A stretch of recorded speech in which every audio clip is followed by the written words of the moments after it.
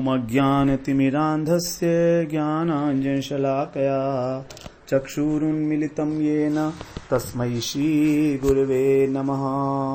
वन्देऽहं श्रीगुरो श्रीयुत्पदकमलं श्रीगुरून् वैष्णवांश्च श्रीरूपं सागरजातं सहगण रघुनाथान्वितं तं सजीवं साद्वैतं सावधूतं परिजनसहितं कृष्ण चैतन्यदेवं श्रीराधा कृष्णपादान् सहगण ललिता श्रीविशाखान्वितांश्च तमादिदेवं करुणानिधानं तमालवर्णं सुहितावतारम् अपार संसार समुद्र सेतुं भजामहे भागवत स्वरूपम्।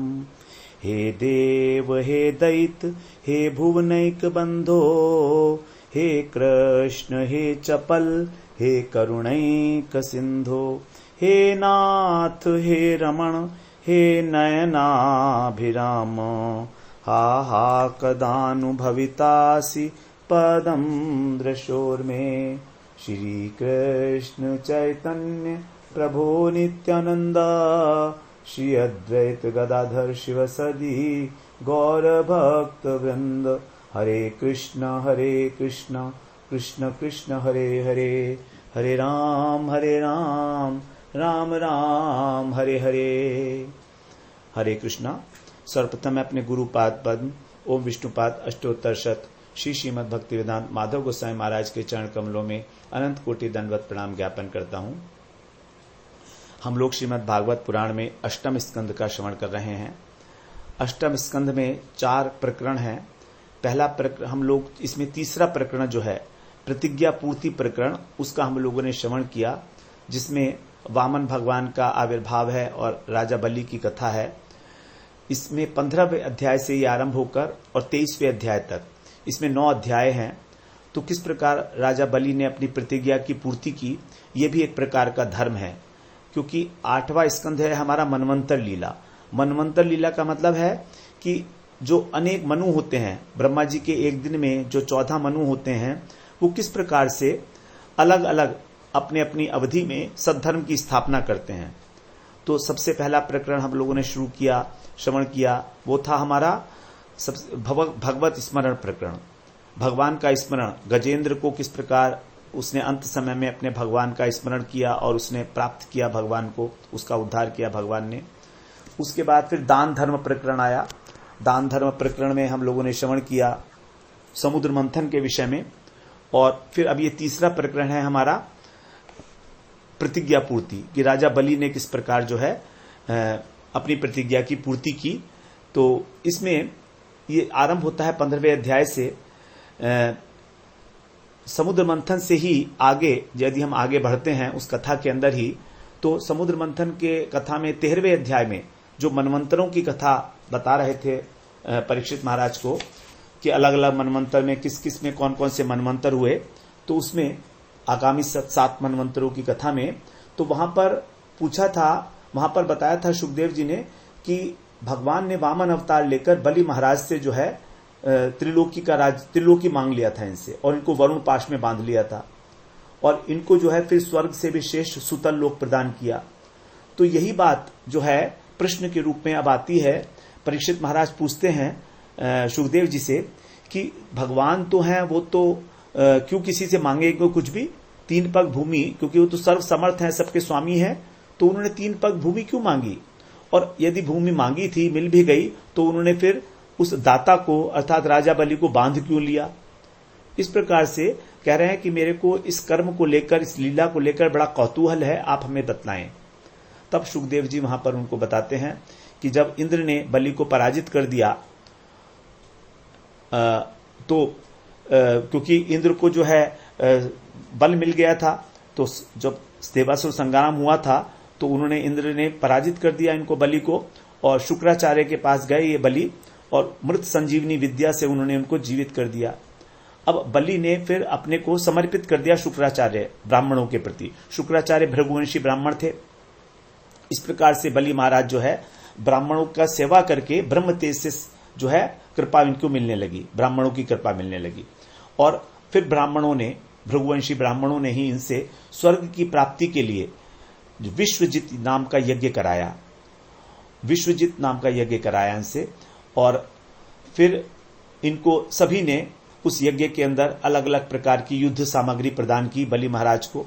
तब जब इनके पास जो है अत्यंत बल आ गया ब्राह्मणों की कृपा से और इस प्रकार का यज्ञ इत्यादि करके, तो इन्होंने जो है इंद्र के ऊपर आक्रमण कर दिया। इंद्र की नगरी जो अमरावती है उसके ऊपर आक्रमण किया। अमरावती नगरी के विषय में बताया, विश्वकर्मा ने जो बनाया है, बड़ी सुंदर नगरी है वो, वहां पर उसका वर्णन है बड़े विस्तृत रूप से। तो जब इंद्र को यह पता लगा कि बलि महाराज जो है अत्यंत तेज से संपन्न हो चुके हैं, ब्राह्मण तेज से, तो अपने गुरु बृहस्पति जी के पास गए और कहा कि पता नहीं इसके अंदर इतना तेज कहां से आ गया है, भृगुवंशी ब्राह्मणों ने इसको इतना तेज प्रदान करके। तब बृहस्पति जी ने बताया कि उसको ब्राह्मणों ने अपना तेज प्रदान किया है, इसलिए उसके पास बहुत अधिक शक्ति हो गई है। अब भगवान को छोड़कर उसके आगे कोई भी नहीं टिक पाएगा, इसलिए आप लोग जो है, आपके लिए यही भला है कि आप स्वर्ग को छोड़कर कहीं छिप जाइए। तो देवताओं ने उनकी बात मान ली और कहीं जाकर छिप गए, वो अलग अलग रूप धारण करके। इस प्रकार जो है बलि ने अमरावती के ऊपर, इंद्र की जो राजधानी से, अपना अधिकार जो है जमा लिया उसने। अब वहां पर जब जमा लिया तो अदिति माता जो है, देवताओं की जो माता है, देवताओं की माता थी अदिति, तो कश्यप ऋषि की जो पत्नी है, बड़ी दुखी हुई वो। तो कश्यप ऋषि जब उनके आश्रम में एक बार आए तपस्या करने के बाद, तो पूछा कि तुम बड़ी उदास हो रही हो, क्या कष्ट है तुमको, क्या अतिथि जो है इस घर से बिना पूजित हुए लौट गए। इस प्रकार से अनेक अनेक बातें उन्होंने की। तो अदिति जी ने कहा, नहीं ऐसी कोई बात नहीं है, आपकी कृपा से सब ठीक हो रहा है, लेकिन मेरे पुत्रों को जो है उनको राज्य से निष्कासित कर दिया गया है, और अब आप कुछ ऐसा उपाय करें कि उनको राज्य वापस मिल जाए।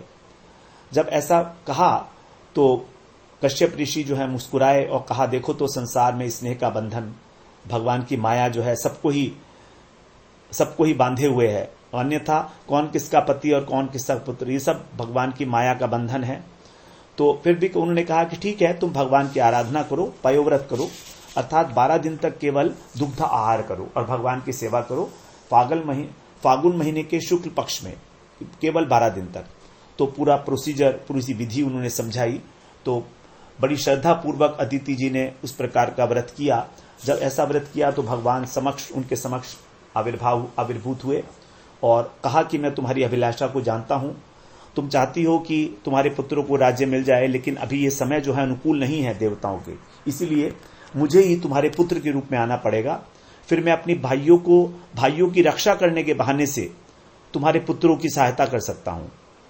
तो इस प्रकार से कहा कि मैं जो है अब तुम्हारे पुत्र के रूप में आऊंगा और तुम अब जाओ अपने पति की सेवा करो, भगवत भाव से उनकी सेवा करो कश्यप जी की, और मैं ही उचित समय पर तुम्हारे गर्भ से फिर प्रकट होऊंगा। इस प्रकार अब ब्रह्मा जी और शिव जी जो है भगवान की स्तुति किए। जब भगवान उनके गर्भ में आ गए तो भगवान जब प्रकट हुए तो उनकी 4 भुजाएं थी, शंख चक्र गदा पद्म इत्यादि, और सभी दिशाएं स्वच्छ हो गई। प्रकृति ने अपना जो है उनको समर्पित किया, निर्मलतम रूप जो है उस प्रकार उनका स्वागत किया। और द्वादशी के दिन भाद्रपद मास में श्रवण नक्षत्र वाली जो द्वादशी तिथि थी, जिसको विजया द्वादशी कहते हैं, उस दिन भगवान का प्राकट्य हुआ, वामन भगवान का। तब फिर जब वो वामन ब्रह्मचारी के रूप में आ गए, छोटे रूप में, पहले तो वो आए थे चतुर्भुज रूप में, फिर उसके बाद उन्होंने वामन रूप ग्रहण किया। तब उनका फिर उपनयन संस्कार किया गया। तो उपनयन संस्कार में सभी देवताओं ने उनको अलग अलग प्रकार की वस्तुएं प्रदान की।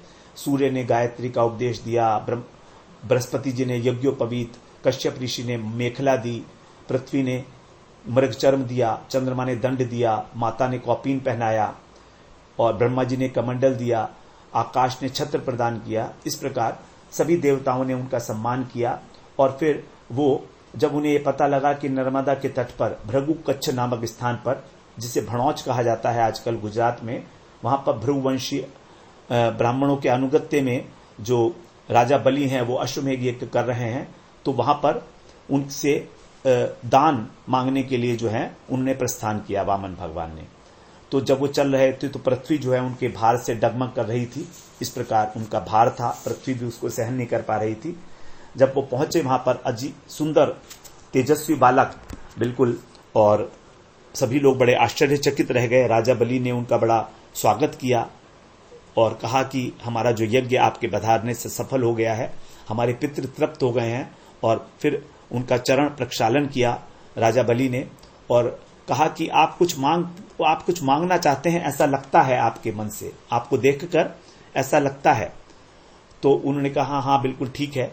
बड़ी प्रशंसा की राजा बलि की वामन भगवान ने कि तुम्हारे वंश के अंदर जो है बड़े बड़े लोग हुए हैं, प्रहलाद जी हुए हैं, हिरण्यकशिपु और हिरण्याक्ष जैसे बड़े बड़े वीर हुए हैं।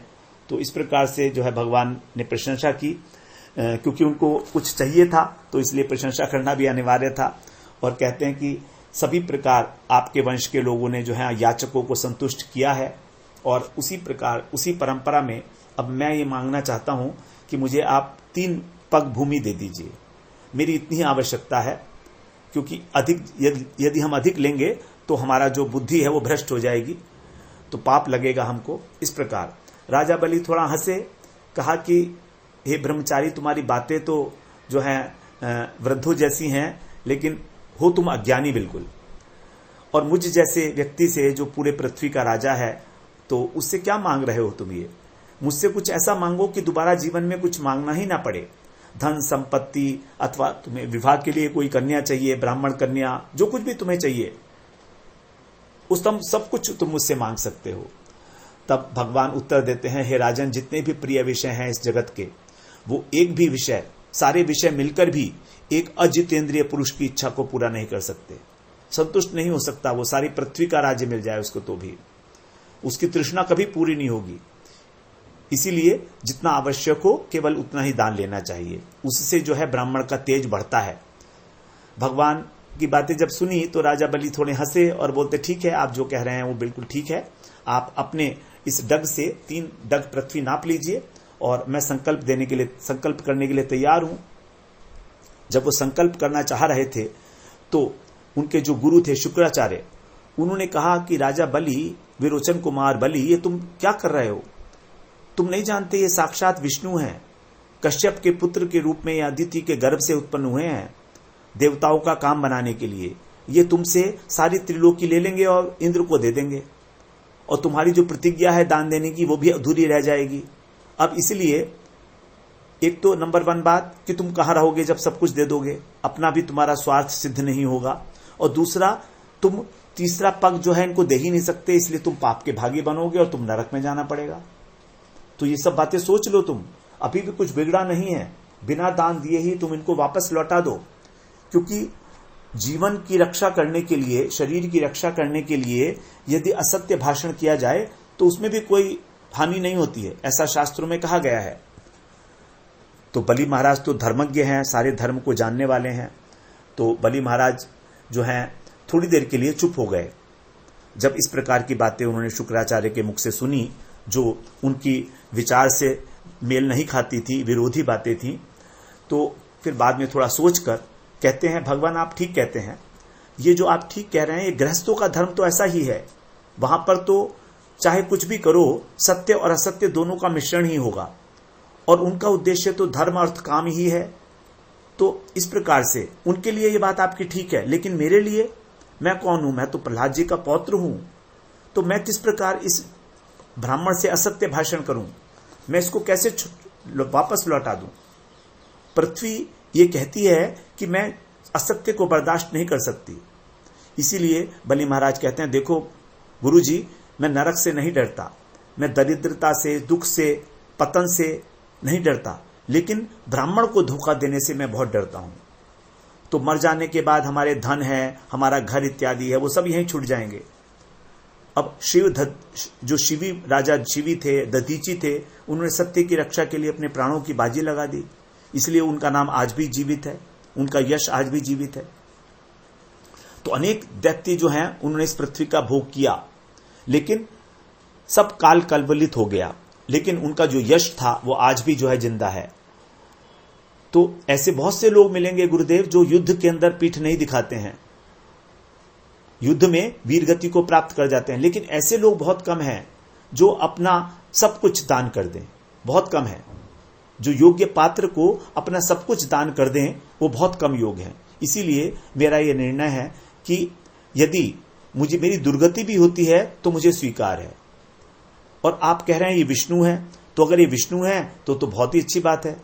अगर मैं नहीं दूंगा तो ये मुझसे जबरदस्ती भी ले सकते हैं, और अगर मैं पूरा इनकी इच्छा को नहीं कर पाया तो मुझे बांध लेंगे ज्यादा से ज्यादा, और क्या होगा। तो उस प्रकार भी मुझे मार देंगे अगर मैं नहीं दूंगा तो इस प्रकार से, और साक्षात विष्णु आए हैं, इससे बड़ी मेरी ऊपर कृपा क्या हो सकती है। अब शुक्राचार्य जो हैं वो तो कर्मकांडी ब्राह्मण है, स्मार्त ब्राह्मण है एक प्रकार से। तो शुक्राचार्य ने देखा कि मेरा जो शिष्य है तो बिगड़ रहा है, गुरु की बात को मान ही नहीं रहा है। तब उन्होंने बलि को शाप दे दिया कि अच्छा मूर्ख, तुम स्वयं अज्ञानी हो और अपने को बड़ा पंडित समझ रहे हो, मेरी उपेक्षा कर रहे हो, इसलिए अब तुम शीघ्र ही तुम्हारी जो लक्ष्मी है वो तुमसे दूर हो जाएगी। यह कहकर शुक्राजी तो चले, शुक्राचार्य चले गए, और बलि महाराज जो है अपने प्रतिज्ञा के ऊपर अटल हैं। उन्होंने वामन भगवान की पूजा की। तभी वहां पर पति विंध्यावली जो थी उनकी वो भी आ गई। उन्होंने भी भगवान के चरणों को धोने के लिए कलश लेकर और प्रक्षालन किया भगवान का। बलि महाराज ने उस चरण जल को अपने सिर पर चढ़ाया। सभी देवता लोग बलि महाराज के इस सौभाग्य की सराहना कर रहे हैं कि ये सौभाग्य तो बड़े बड़े लोगों को भी नहीं मिलता है भगवान के चरण पखाड़ने का। पुष्प वर्षा हुई उनके ऊपर, दुंदुभिया बजने लगी स्वर्ग में। इस प्रकार का सौभाग्य देखकर बलि महाराज का। अब जब संकल्प पूरा हो गया तब वामन भगवान ने अपना चरण जो है बढ़ाना शुरू किया, अपने शरीर को भी बढ़ाना शुरू किया। उनका शरीर इतना अधिक बढ़ता चला गया कि सारा आकाश उस शरीर से ही व्याप्त हो गया, और सारी दिशाएं उनकी भुजाओं से भर गईं। इतनी भुजाएं उनकी बड़ी थी, तो सारी भुजाओं से उनका दिशाएं व्याप्त हो गईं, और सारा आकाश जो है उनके शरीर से ही व्याप्त हो गया। और बलि जी ने फिर भगवान के शरीर में विराट रूप का दर्शन किया। सारे के सारे देवी देवता जितने भी प्राणी हैं सबको भगवान के विराट स्वरूप में देखा।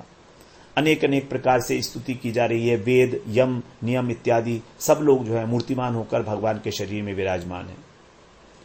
तो भगवान ने अपने एक कदम से सारी की सारी जो पृथ्वी थी, भूमंडल था, उसको नाप लिया। और भूमंडल को नापने के बाद फिर दूसरे पग में उन्होंने जो भौम स्वर्ग है, अर्थात पृथ्वी से ऊपर के जो लोग हैं, भुव, स्वह, मह, जन, तप, इनको पार करके फिर वो सत्य लोक में उनका चरण पहुंच गया भगवान का। तो चरण वहां पर सत्य लोक में पहुंच गया जब, अब उसके बाद तो कोई जगह थी ही नहीं। तो भगवान का जब चरण कमल ब्रह्मा जी के लोक में पहुंचा तो उनकी पैरों की नख की कांति से जो सत्य लोक की कीर्ति थी वो फीकी पड़ गई। इतना अधिक प्रकाश उनके नख की कांति से निकल रहा था। तो वहां पर जो ब्रह्मा जी हैं और सनकादिक ऋषि हैं और प्रजापति हैं, सभी भगवान के सामने आए, भगवान के चरणों में नमस्कार किया, और ब्रह्मा जी ने भगवान के चरणों का प्रक्षालन किया। वही जल जो है त्रिभुवन पावनी गंगा जी के रूप में परिणित हो गया। उसके बाद फिर भगवान ने अपना रूप थोड़ा संक्षिप्त किया। तब ब्रह्मा इत्यादि जो देवता थे उन्होंने भगवान की बड़ी सुंदर स्तुति की है, उनकी पूजा की है, और वहां पर अनेक प्रकार के बाजे बजने लगे। जाम्बवान जी जो थे, जो ऋक्षराज, जो ऋक्षों के राजा हैं, उन्होंने सब जगह दुंदुभी बजा दी, भगवान की विजय घोषणा कि भगवान जीत गए हैं, भगवान जीत गए हैं। इस प्रकार से अब जब दैत्यों ने देखा कि वामन रूप धारण करके और 3 पग भूमि मांगने के बहाने इन्होंने हमारे स्वामी जो बलि महाराज हैं उनकी सारी संपत्ति हरण कर ली, तो ये तो बात ठीक नहीं है। और उन्हें यह भी मालूम है कि बलि महाराज जो है इस समय यज्ञ में बैठे हैं, क्रोध नहीं कर सकते, क्योंकि यज्ञ में बैठा हुआ व्यक्ति जो है क्रोध नहीं कर सकता, अस्त्र शस्त्र नहीं उठा सकता। तो उन्होंने स्वयं ही जो है भगवान के ऊपर आक्रमण कर दिया अस्त्र शस्त्र लेकर।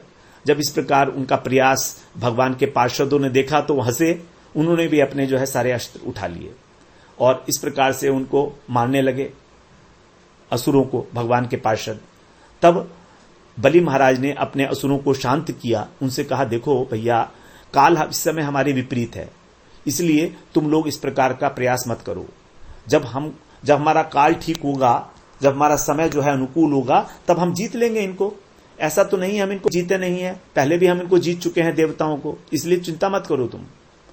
तो सब लोग जो हैं मान गए उनकी बात, और उन्होंने सबने जाकर रसातल में प्रवेश कर लिया, चले गए, वापस लौट गए। तब गरुड़ जी ने भगवान के मन की बात को जानकर राजा बलि को वर्मोपाश से बांध लिया, गरुड़ जी ने, क्योंकि गरुड़ जी भगवान के मन की बात को जानते हैं। अब बांधा क्यों? क्योंकि बलि महाराज जो है अपना प्रतिज्ञा पूरी नहीं कर पाए। तीसरा पग जो है वो तो रह ही गया उनका अधर में लटका हुआ भगवान का, दूसरे में ही उन्होंने सब कुछ नाप लिया। तो बलि महाराज जो है को जब बंधा हुआ देखा वर्मोपाश से, तो सभी लोगों में हाहाकार मच गया। तब भगवान ने बलि से कहा कि हे असुर श्रेष्ठ, तुमने पृथ्वी के 3 पग देने के लिए मुझे कहा था, और मैंने 2 पग में ही सब कुछ नाप लिया। अब यह बताओ कि मैं तीसरा पग कहां रखूं? तुम्हारे सामने ही मैंने सब किया है। 1 पग में पृथ्वी नापी, दूसरे पग में स्वर्गलोक। अब तुमने प्रतिज्ञा करके भी पूरा नहीं किया, तो अब तुमको कुछ वर्षों तक नरक में वास करना पड़ेगा, क्योंकि तुमने मुझे धोखा दिया है।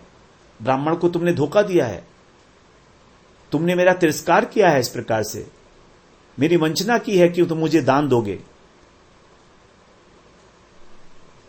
बलि महाराज, सुखदेव जी कहते हैं, जब इस प्रकार से भगवान ने बलि महाराज को अनेक प्रकार से विचलित करना चाहा उनकी प्रतिज्ञा से, तो भी बलि महाराज विचलित नहीं हुए।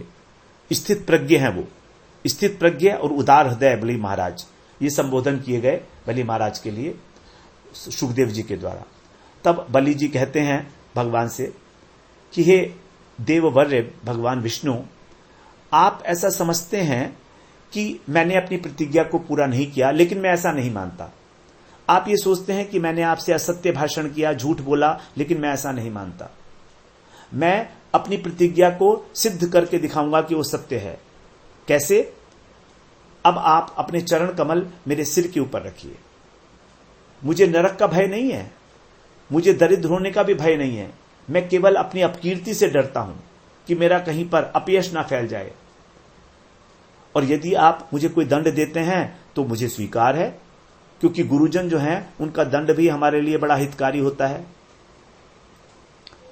वो उस दंड के अंदर भी उनकी एक शिक्षा छिपी होती है, क्योंकि जब हम धन से और ऐश्वर्य से अंधे हो जाते हैं उसके अभिमान के कारण, तो वो हमारी वस्तुओं को छीन कर हमसे और हमको नेत्र ज्ञान चक्षु प्रदान करते हैं। इसीलिए मैं आप अपने वचनों को सिद्ध करने के लिए, सत्य सिद्ध करने के लिए आपसे प्रार्थना करता हूं, क्योंकि दाता जो है वो दान से बड़ा होता है। दाता दान से बड़ा है, तो आपने जो सब ले लिया पृथ्वी और स्वर्ग, इससे बड़ा हुआ ना मैं, क्योंकि मैंने आपको दिया है। तो इसलिए जो मेरे सर पर है आपके तीसरे पग के लिए पर्याप्त स्थान है। इस प्रकार बलि महाराज ने सर्वस्व समर्पण किया है। कहने मात्र के लिए ये कह दिया उन्होंने कि दाता दान से बड़ा है, ऐसा भागवत में लिखा नहीं है, लेकिन ऐसा कहा जाता है। तो इसलिए उन्होंने कहा कि आपके लिए पर्याप्त होगा, तीसरा पग जो है मेरा सिर आपके लिए पर्याप्त होगा। तो फिर भगवान से अभी रुके नहीं है बलि महाराज, कह रहे हैं कि आप जानते हैं प्रहलाद जी मेरे दादा, मेरे पितामह हैं, उनकी प्रसिद्ध कीर्ति है, आपके बड़े भक्त हैं, अनन्य भक्त हैं, और उनके पिता ने उनको अनेक प्रकार के कष्ट दिए, लेकिन फिर भी वो आपके ही परायण रहे, आपके ही आश्रय में रहे। बड़े बड़े कष्टों को उन्होंने झेला, सारा जीवन आपके ऊपर न्यौछावर किया, क्योंकि वो सभी वस्तुओं को संसार की असार समझते थे। आपके चरण कमल ही उनके एकमात्र आश्रय थे, और मैं भी आपका बैरी ही था, शत्रु था मैं आपका। तो मुझसे भी विधाता ने मेरी लक्ष्मी छीनकर और आपके चरणों तक पहुंचा दिया। अब मैं उन्हीं का ही अनुसरण कर रहा हूं, अपने पितामह का। इस प्रकार जो है, जब राजा बलि भगवान की स्तुति कर रहे थे, तो प्रहलाद जी वहां पर प्रकट हुए हैं, और प्रहलाद जी को देखकर जो है राजा बलि ने अपना सिर झुका लिया लज्जा से। अब उनको लज्जा हुई कि देखो तो मेरे दादा क्या कहेंगे कि मेरे को बांधे हुए मैंने इतना निकृष्ट कार्य किया है। अपने उनकी गलती उन्हें अपनी अनुभव हो रही है कि भगवान के आके मैं इतना बढ़ चढ़ कर बोल रहा था। मेरी संपत्ति है कहाँ, वो तो भगवान की ही है। मेरा शरीर भी भगवान का है, तो मैं उसको अपना कैसे कह सकता हूं। इस प्रकार का जो अभिमान मैंने किया, कर्तापन का, ये मेरी बहुत बड़ी भूल है। इसलिए बलि महाराज थोड़े लज्जित हो गए और उनकी सेवा भी नहीं कर पाए, क्योंकि बंधे हुए थे वरुणपाश से, उनका पूजन नहीं कर पाए। तो फिर जो है प्रहलाद जी ने जो है भगवान को प्रणाम किया और उसके बाद जो है उनकी स्तुति की। प्रहलाद जी ने कहा, आपने जो है इस बलि से इसका ऐश्वर्य पद जो है ले लिया, ये भी आपकी कृपा है, आपने ही दिया और आपने ही लिया, तो आपका लेना जो है इसके ऊपर विशेष कृपा है, क्योंकि इस ऐश्वर्य के मद से बड़े बड़े विद्वान पुरुष भी मोहित हो जाते हैं।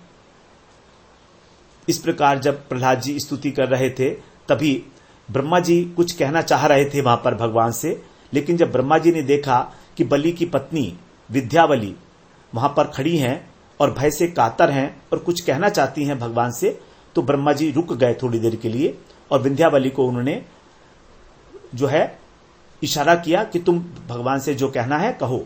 तो विंध्यावली ने भगवान से कहा कि हे जगत के स्वामी, आप ही सब स्वामी हो इस जगत के, सब कुछ आपका ही है, लेकिन जो अज्ञ पुरुष हैं, जो ज्ञानी हैं, वो सोचते हैं कि ये मेरा है और मेरा कह के अभिमान करते हैं कि ये मैंने दिया। इस प्रकार से विद्यावली जी जो हैं अपने पति को, बलि जो को दोषी बता रही हैं, लेकिन भय से कातर हैं। तो अब प्रहलाद जी भी आए हैं, उनकी पत्नी भी खड़ी हुई हैं, तो ये सब इनकी इच्छा है कि बलि महाराज का ये बंधन वरुणपाश, जिससे अत्यंत कष्ट हो रहा होगा उनका शरीर को, ये काट दिया जाए। इसी बात को जानकर फिर ब्रह्मा जी भगवान की स्तुति करते हुए कहते हैं कि हे भगवान, आप तो जीवन दाता हो सबके, आप तो एक फल फूल से भी संतुष्ट होने वाले हो, और इस बलि ने तो अपना सर्वस्व आपको समर्पण कर दिया है, इसलिए अब ये आपके दंड का पात्र नहीं है, आप इसे बंधन मुक्त कर दें। तब भगवान ने जो कहा है वो बड़ी सुंदर बात कही है। भगवान वहां पर कहते हैं कि ब्रह्मा जी, मैं जिस पर कृपा करता हूं उसका धन पहले छीन लेता हूं, क्योंकि धन के मद से मतवाला होकर जो जीव है वो मेरा भी अपमान करता है और सब लोगों का भी अपमान करता है। तो जो व्यक्ति अपनी जन्म के ऊपर, अपनी कुलीनता के ऊपर, अपनी विद्या के ऊपर, अपने धन के ऊपर, ऐश्वर्य के ऊपर गर्व नहीं करता, तो समझो मेरी बड़ी कृपा है। और ये जो मनुष्य शरीर मिला है, ये मेरी ही कृपा से मिलता है, मेरी ही कृपा से मिलता है। अगर इस मनुष्य शरीर में वो मेरा भजन नहीं करता, तो फिर अनेक नाना प्रकार की योनियों में भ्रमण करता रहता है। तो अगर उसको ये सब चीजें मिलकर घमंड हो, तो समझ लो कृपा नहीं है, और घमंड नहीं है तो मेरी कृपा ही है। और मेरे जो शरणागत भक्त हैं वो इन सब से कभी भी मोहित नहीं होते, धन से, ऐश्वर्य से, इस सब से कभी भी मोहित नहीं होते। और इस बलि की बात मैं क्या कहूं तुमसे, ये बलि तो बड़ा विशेष है, मेरा बड़ा प्रिय है ये बलि, इसकी बात मैं क्या कहूं तुमसे। भगवान कह रहे हैं ब्रह्मा जी से, ये बलि जो है इस तो दैत्य और दानवों में अग्रणी है, उनकी कीर्ति को बढ़ाने वाला है। क्यों? क्योंकि इसने माया के ऊपर मेरी विजय प्राप्त कर ली है, जो मेरी माया दुरत्यया है। देवी येषा गुणमयी मम माया दुरत्यया, इसने मेरी माया के ऊपर विजय प्राप्त कर ली है, जिसको जीतना अत्यंत कठिन है। तुम देख रहे हो ना कि इसको कितना दुख मिल रहा है।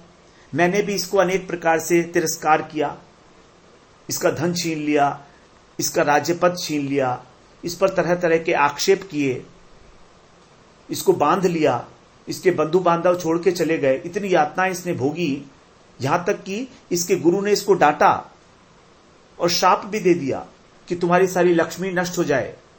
तो भी ये इतना दृढ़ वृत्ति है कि इसने अपनी प्रतिज्ञा नहीं छोड़ी। मैंने भी अपनी छल भरी बातों से इसकी बुद्धि को विचलित करना चाहा, लेकिन ये इतना सत्यवादी है, इतना सत्य संकल्प है कि इसने अपने धर्म को नहीं छोड़ा, अपनी प्रतिज्ञा को नहीं छोड़ा। तो इसीलिए मैं इससे अत्यंत प्रसन्न हूं और मैं इसको वो स्थान देना चाहता हूं जो बड़े बड़े देवताओं को भी बड़ी कठिनाई से मिलता है। सावर्णी मनवंतर में, अर्थात अगले मनवंतर में, अभी हमारा चल रहा है वैवस्वत मनवंतर, 7वां मनवंतर। 8वां मनवंतर जो है वो आता है सावर्णी मनवंतर। तो सावर्णी मनवंतर में ये मेरा भक्त होगा, इंद्र बनेगा उस समय में, क्योंकि अभी तो ये इंद्र जो बैठा है इसका नाम है पुरंदर, तो ये पुरंदर का ही राज्यकाल है, तो इसलिए अभी तो पुरंदर ही रहेगा इंद्र। लेकिन अगले मनवंतर में मेरा ऐसा कहना है, मेरा ऐसा वरदान है इसको कि ये इंद्र बनेगा, मैं इसको इंद्र दूंगा, मैं इसको इंद्र बनाऊंगा। तो हम जैसे जानते ही हैं, पहले श्रवण कराए हैं कि सार्वभौम अवतार होगा अगली बार भगवान का, और वो सार्वभौम अवतार भगवान स्वयं जो है वो इंद्र से इंद्र पद छीन कर और राजा बलि को देंगे। छीनना पड़ेगा ये पुरंदर जो इंद्र है इस प्रकार का है। तब तक के लिए फिर क्या करें? तब तक के लिए कह रहे हैं भगवान कि विश्वकर्मा के द्वारा जो बनाया गया सुतल लोक है ये वहां पर चला जाए। सुतल लोक में किसी भी प्रकार का मानसिक शारीरिक कोई व्याधि आदि वाध्य नहीं है। वहां पर न थकावट है, न रोग है, न तंद्रा है, न शत्रुओं से पराजय का डर है, किसी भी प्रकार का कोई विघ्न नहीं है। आनंद पूर्वक वहां पर ये अपना बंधु बांधवों के साथ राज्य करे। और फिर इंद्र से कहते हैं, इंद्र वो बलि को संबोधन करके कहते हैं महाराजा इंद्रसेन कह रहे हैं उनको, हे महाराज इंद्रसेन तुम्हारा कल्याण हो, अब तुम जाओ और सुतल लोक में, वहां पर जिसके लिए देवता लोग भी तरसते हैं और तुमको बड़े बड़े लोकपाल भी वहां पर पराजित नहीं कर सकते, और जो दैत्य तुम्हारी आज्ञा का उल्लंघन करेंगे मेरा चक्र उनके टुकड़े टुकड़े कर देगा। तुम्हें किसी प्रकार के भय की जरूरत नहीं है, और मैं स्वयं तुम्हारे जो सेवक होंगे और तुम्हारे जो भोग की सामग्री है परिच्छदम, उसकी मैं सब प्रकार से मैं रक्षा करूंगा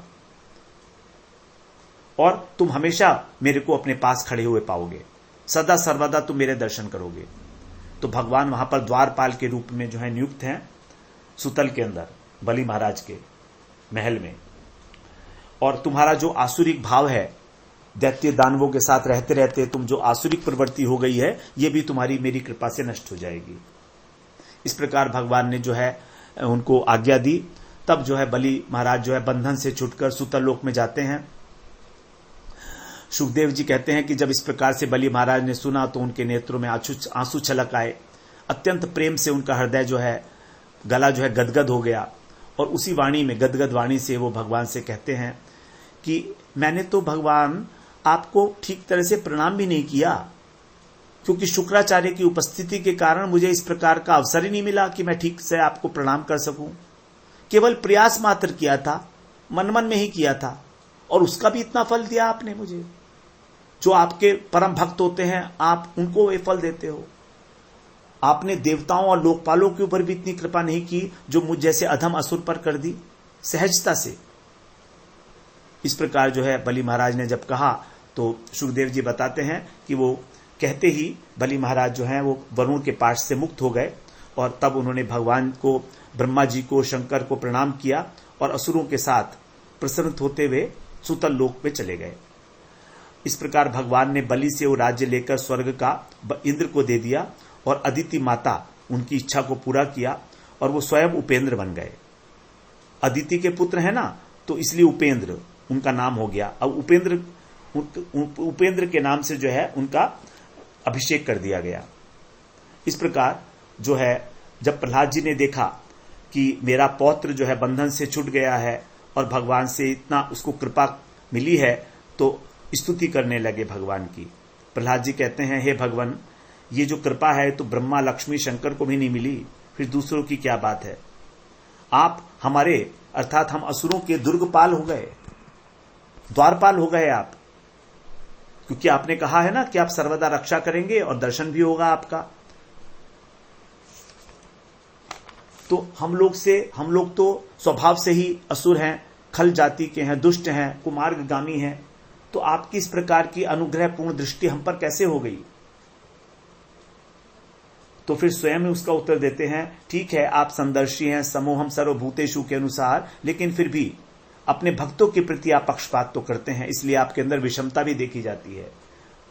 सर्वात्मन है सर्व समदृशो विषमः स्वभावो, ये आपकी विषमता है, भक्तों के प्रति पक्षपात करते हो आप, इसीलिए आपने इतनी कृपा की है।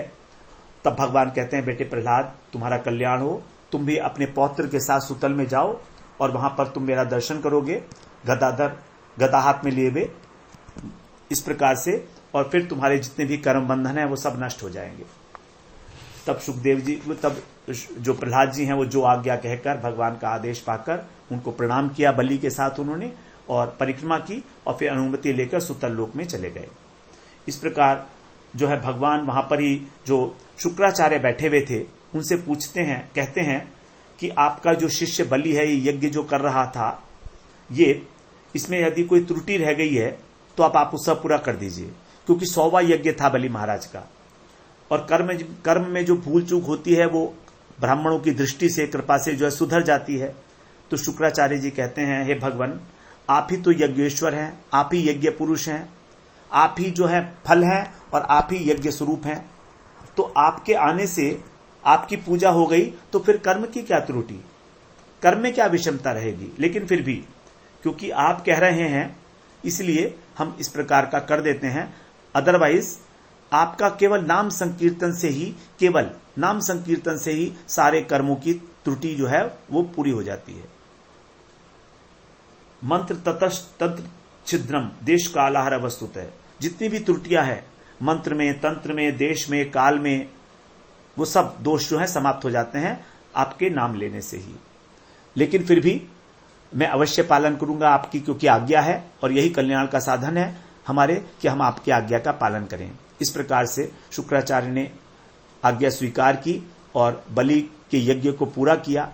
फिर भगवान जो है बलि से भिक्षा मांगकर और अपने बड़े भाई इंद्र को उन्होंने स्वर्ग का राज्य दिया।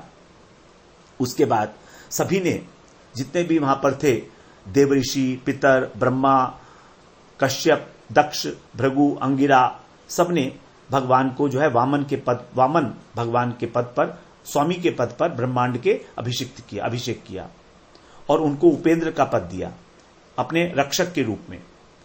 और सभी प्राणियों को बड़ा आनंद हुआ। तब जो है ब्रह्मा जी की अनुमति लेकर और इंद्र जो है वो वामन भगवान को आगे के विमान में बिठाकर अपने साथ स्वर्ग ले गए।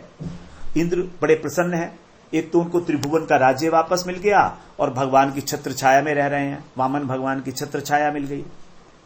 तो इस प्रकार वो निर्भय होकर, आनंदित होकर और वहां पर आनंदोत्सव मनाने लगे। और फिर ब्रह्मा, शंकर, सनत कुमार इत्यादि जितने भी हैं सब लोग ये भगवान के गुणों का गान करते हुए और अदिति की प्रशंसा करते हुए अपने अपने लोक में चले गए। तो सुखदेव जी कहते हैं, परीक्षित, मैंने तुम्हें ये सब लीला सुनाई है, इस सुनने वाले जो हैं सब प्रकार के पाप से छूट जाते हैं। अघनाशन है ये लीला। भगवान की लीला तो अनंत है, उनकी महिमा का कोई पार नहीं पा सकता। जो मंत्र दृष्टा वशिष्ठ जी हैं उन्होंने ऐसा कहा है श्रुतियों में कि ना तो ऐसा कभी पुरुष कोई हुआ है, ना है और ना होगा जो भगवान की महिमा का पार पा सके। तो इस प्रकार सुखदेव जी कहते हैं कि भगवान जो उनकी अद्भुत लीलाएं हैं वामन भगवान की, इस चरित्र को जो श्रवण करता है उसको परम गति की प्राप्ति होती है। और यज्ञ इत्यादि, देव यज्ञ, पितृ यज्ञ, मनुष्य यज्ञ, भूत यज्ञ, जितने भी यज्ञ हैं, कर्म का कोई भी अनुष्ठान करते हुए यदि इस लीला का गान किया जाएगा, कीर्तन किया जाएगा वामन भगवान की, तो वो कर्म जो है सफलतापूर्वक संपन्न होता है। इस प्रकार से हम लोग ये आज इसका 28वां जो हमारा प्रकरण है, प्रतिज्ञा पूर्ति प्रकरण, इसका हमने सारांश श्रवण किया जो 9 अध्यायों में वर्णन किया गया था। अत्यंत संक्षेप में हम लोगों ने प्रयास किया कि एक इस जितना निश्चित समय है उसी अवधि के अंदर हम इसके पूरे 9 अध्याय का सारांश को श्रवण करें। अब हम लोग जो हैं अगले सत्र में प्रवेश करेंगे 24वें अध्याय से। केवल एक ही अध्याय है सद्धर्म प्रकरण, वहां पर भगवान के मत्स्य अवतार की कथा है, तो एक ही अध्याय है वो, केवल 24वां। वांछा कल्पतरुभ्यश्च कृपा सिंधुभ्य एव च पतितानां पावनेभ्यो वैष्णवेभ्यो नमो नमः।